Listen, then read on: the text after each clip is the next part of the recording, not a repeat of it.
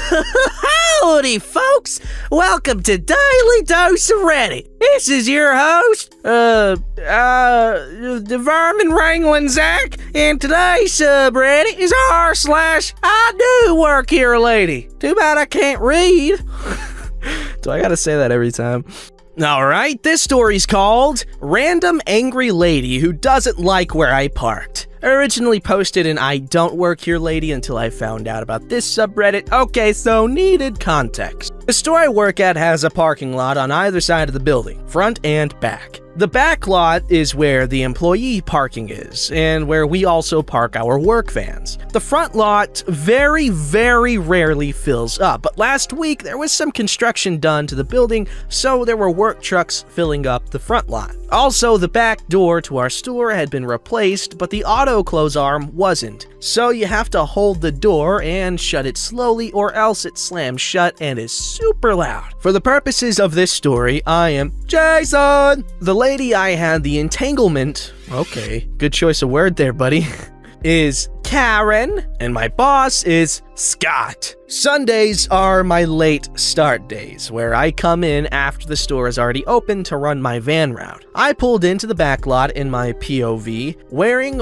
my uniform hoodie and a polo shirt. Both have store logo on them. I also usually wear a black unmarked hat as well. So I park, and as I'm getting out of my car, the lady in the car next to me stops pulling out of her spot and rolls down her window. The following conversation ensues. "Excuse me, you can't park there."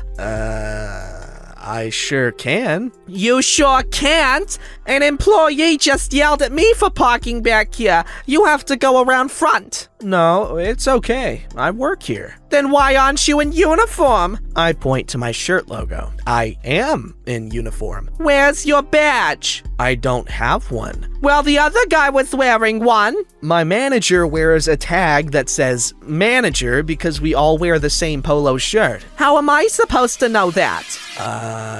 Whatever. Your customer service sucks anyway. When I get in there, I'm telling your manager." "Great. He's the one with the manager badge." At this point, I had gotten my bag out of my back seat and had started walking toward the store. "Hey, butthole! I'm still talking to you!" I'm about to turn around and say something when I guess Scott heard the commotion and decided to try and get me out of a tough spot in his own way. He throws the back door open and yells, "Jason! Why the hell are you late? This woman told me I can't park here." "He doesn't even work here." "Ma'am, I asked you to pull around front to the customer parking." "You can't treat your employees that way." "I thought you said he doesn't work here." By now, I've made it into the store and Scott waves me in. Making full eye contact with Karen, he moves his hand and lets the door slam shut over top what she was yelling at him. Unfortunately, I wasn't there long enough to see if she actually came in and tried to deal with him or not. What a fool. A fool she was. Anyway, you handled this tactfully, and Scott, you're an OG, and this reminds me, super related, I'm about to start The Last of Us Part 2 again. Great game. And if you say otherwise, you suck.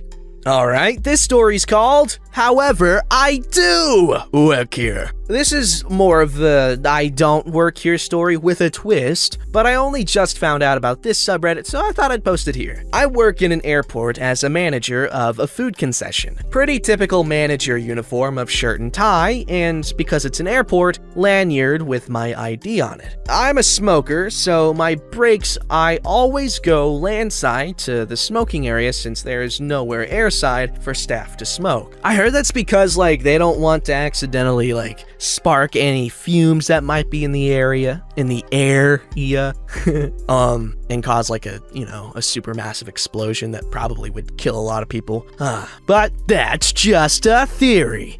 Because of how I dress and my lanyard and pass, it's a common occurrence for passengers to approach, wanting help or directions, etc., and that's not an issue. If I can help, I will. I was having a smoke when a Karen stomped up to me. Obviously, something had set off her entitled bimbo mode. The first words out of her mouth were, "What the hell are you doing standing there smoking for you? You should be helping your customers." The joy of an irate Karen. Such a commanding presence, such poise and grace. Doesn't it just make you want to bow down and worship them? The only worshipping I'm gonna do is with my eventual navy, and I'm gonna bombard her freaking what she imagines is probably a castle, but it's actually just like a butthole. She's a piece of poo-poo.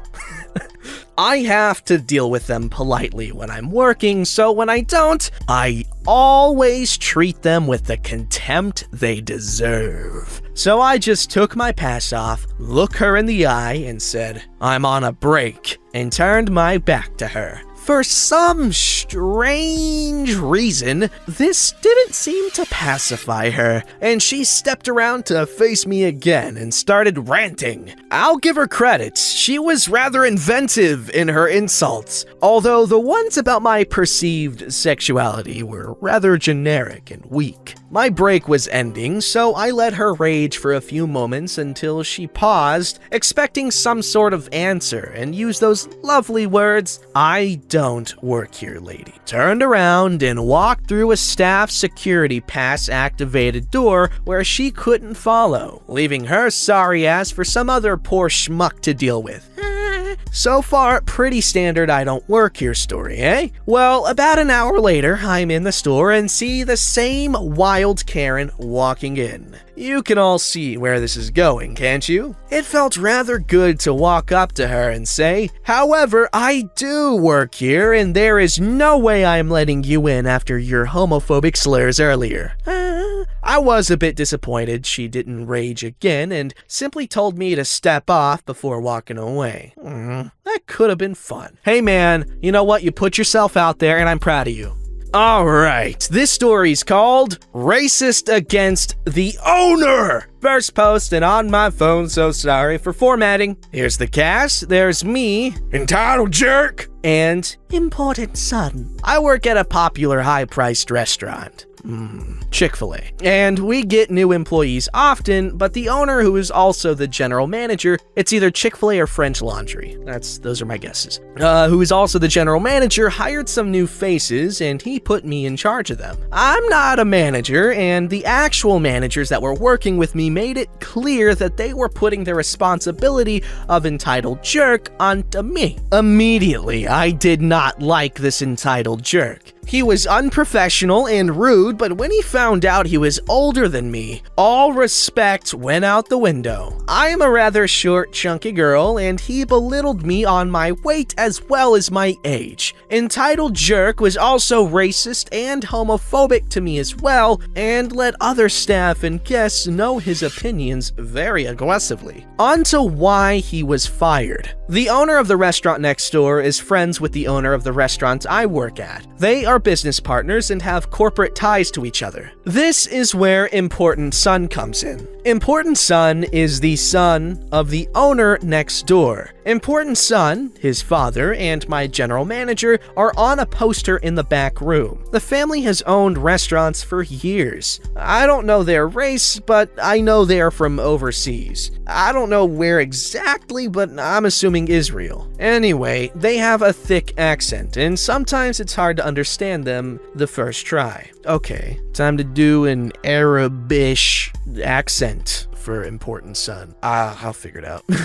Important Son walked in, and I had a difficult time understanding his accent, and after a few minutes of trying to understand each other, we got his order in. Entitled jerk got annoyed listening to my conversation and started making comments like, "Learn English," and mumbling while making ugh sounds. Important Son heard this and layered on his accent, making it even harder and playing it up while asking Entitled Jerk questions about our food. Entitled Jerk was noticeably pissed off and started yelling racist and anti-immigrant things at Important Son. He ended his rant with, "If I was the owner, I'd ban all towelheads like you." Important Son perked up and in almost perfect English with little detectable accent said, "I am the owner." Okay, thank God I don't have to do an accent. Entitled Jerk went off again, claiming how he was lying until he realized Important Son was one of the co-owners. You would expect an apology, right? One last-ditch effort to save your job?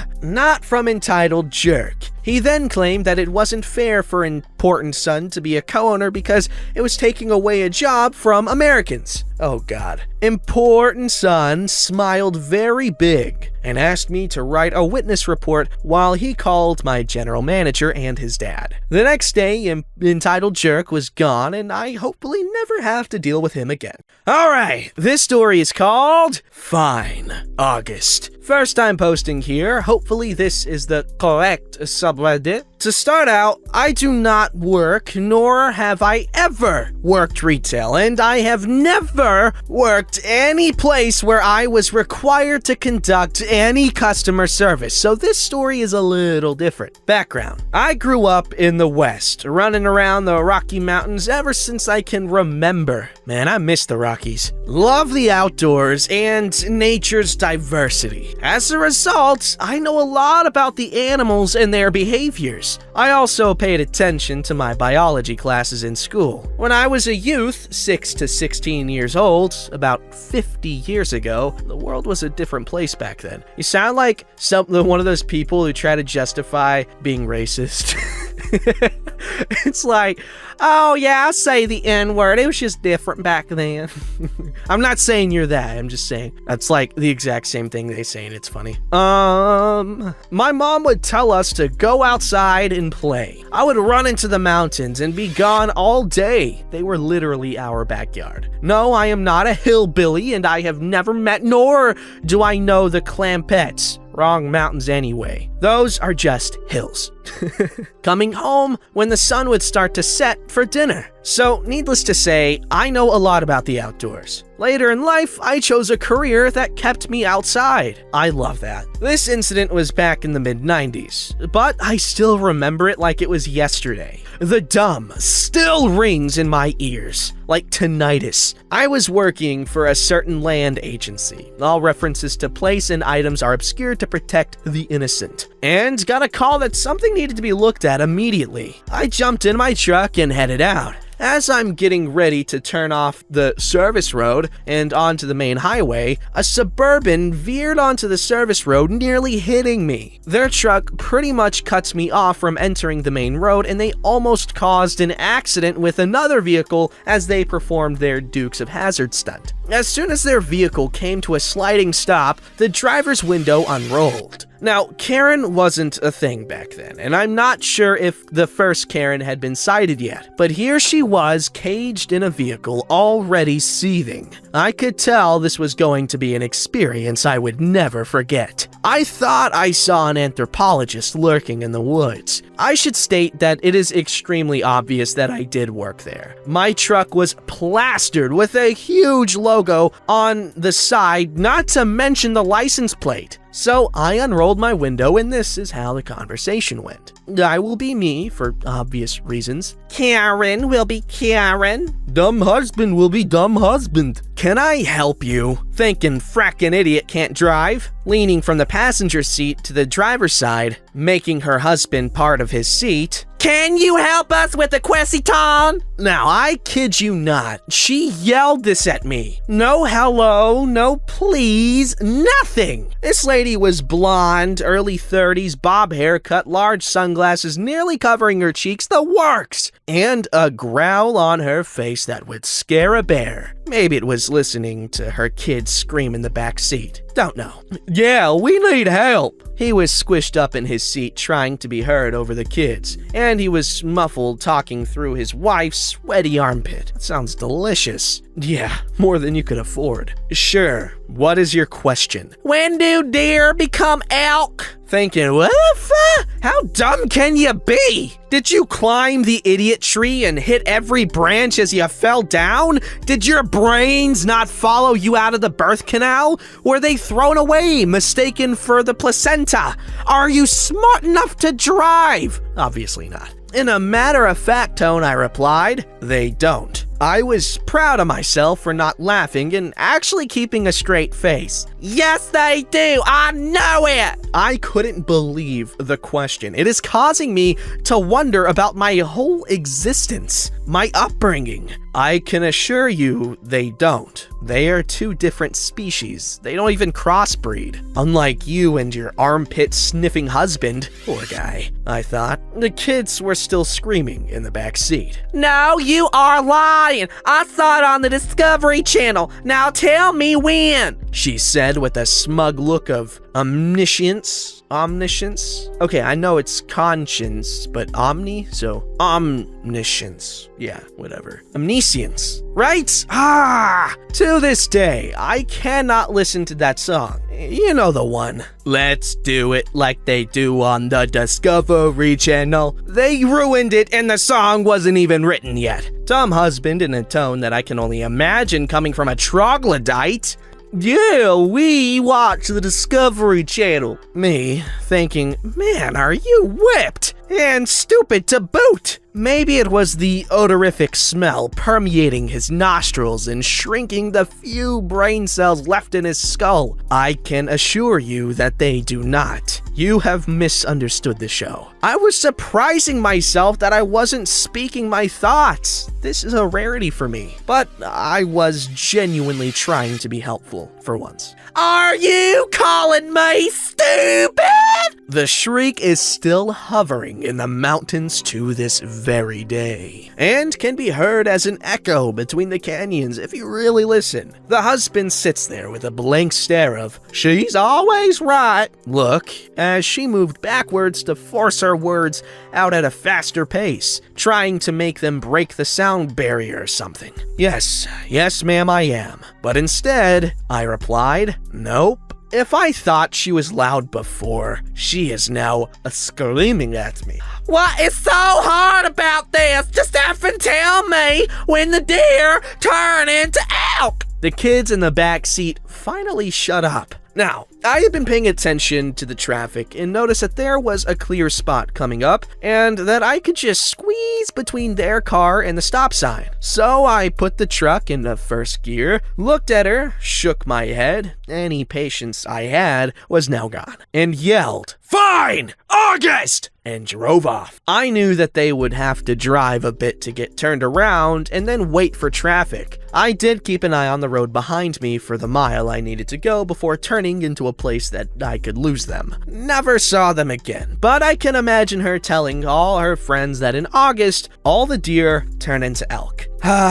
Education by television at its best. Stupid people. Yeah, that's why I strongly vouch for education by YouTube videos like this, because believe it or not, I am teaching you a great many things. Not even just in the stories, but in my commentaries between the stories, you are learning an incredible amount. I'm pretty sure if my calculations are correct, and they almost always are, except for that one time where I misjudged how much cocoa powder to put into brownies. But in my defense, I just switched the measurements, and so I put 2 cups of cocoa powder instead of, I'm not even gonna go into this. Anyway, you guys should all be super geniuses by the year 2024. In which case, everyone will vote for me, because I am so smart. I will have invented an aging device that will allow me to become old enough to run for president. And then, since y'all are educated and I'm of age, you guys can vote me into office, and I will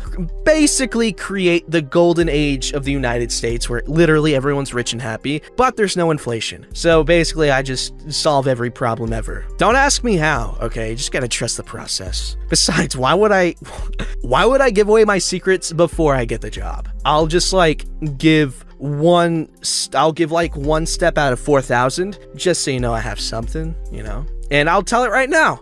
Step 44, consolidate the data. Genius, right? Dun, dun, dun, na, na, na, na. All right, this story's called Just a Short Funny Story. I work at a grocery store. One evening recently, I was stocking some salads on the bottom shelf of the cooler, so I was on my knees, arms reached all the way to the back of the cooler. We also were all wearing matching black sweaters or fleece jackets with the company logo, so customers can easily identify employees. So I'm shoulder deep in salad and I hear an "Excuse me." So I turn around to see how I can help, and a young gentleman looks quite confused, bordering on slight panic. "Do you work here?" he asks. I look up at him from the floor, pull my arms out of the cooler, and turn to him and say, "It'd be a pretty weird hobby if I didn't, eh?" He was caught off guard for a second, then laughed and asked where breadcrumbs were, and after a discussion about which kind, we found him some panko. The best kind of breadcrumbs. Alright, I know. My Italian-style fans might be a little offended at that statement, but I'm sorry, it's just the truth. The texture is just, you can't even come close with anything else, really. I mean, maybe if you do that thing where you, like, crush up cornflakes. My, ex's mom did that when she made chicken. Oh, it was really good. But panko is where it's at. You can't beat it. Also, I'm a big fan of that response. Alright, I'm a huge fan of sarcasm. I implement it as often as I can because while it may not be the most convenient thing for other people, I find it to be funny. Don't forget to like, subscribe, and hit that bell to never miss an episode.